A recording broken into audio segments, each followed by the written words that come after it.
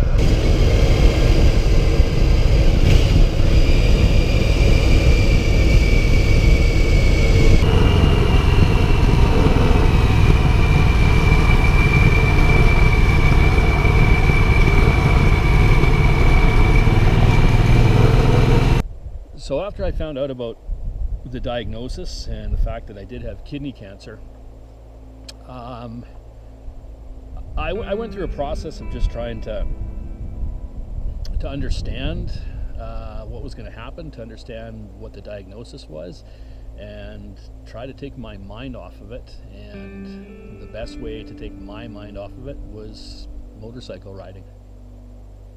Motorcycle riding is hard to explain to a person if they haven't done it before. It's a personal thing, and I think all people that begin to ride and keep riding understand it. But when you're riding, your mind is somewhere else. Your mind isn't on what's bothering you at the time. Marriage, kids, cancer diagnosis. Your mind is on other things, and mostly it's on keeping yourself alive, to tell you the truth.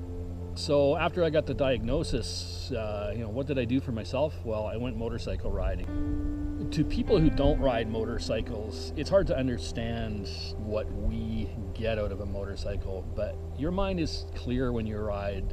It's very rare a person riding a motorcycle would be distracted to a great degree by the problems in their life, and that sounds very strange to say. It doesn't sound probable, but it is. We're concentrating on keeping ourselves alive amongst other vehicles, and we're also enjoying what we do. It gives you a feeling of flight. It gives you a feeling of freedom. I know that's a bit of a cliche, but it truly does. Motorcycling literally is therapy. Every time someone who is into cycling gets out on a motorcycle, it clears their head. It puts them into a different space, and that was my space that I needed to get through the cancer diagnosis, to get out and ride as much as I could. So from July 8th onwards of 2019, that's what I did. I rode. For me, when I'm riding, and I think a lot of riders feel this, your senses are overloaded, which is a great thing, to tell you the truth. For me, it's the sense of smell. I can drive past an old farmhouse where someone's doing some baking, and just the smell of cinnamon or the smell of yeast in bread rising, it just transports me back to, say, my grandmother's house or something like that.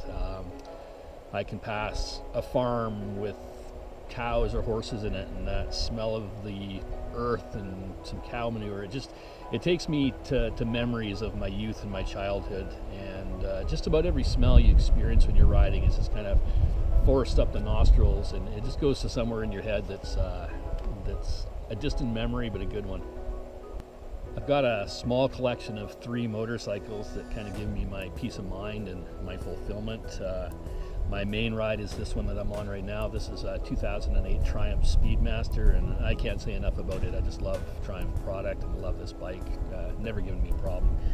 I've also got a Royal Enfield Bullet 500, old classic that I ride from time to time. You can tell I've got a thing for British motorcycles.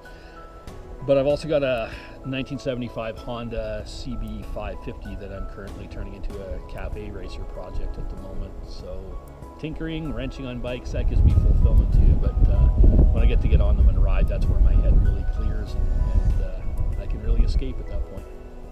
So as I said, August 8th was my diagnosis for the cancer. 8 days later, we took the trip to Hawaii with our kids to celebrate, and not long after we returned, we decided to tell the kids. And again, that was pretty devastating. They took it quite well for the ages that they're at, but everybody, including myself, was worried. So so be it to them too. They've got the right and should have those feelings. But yeah, the family wasn't comfortable, but we got through things as best as we can.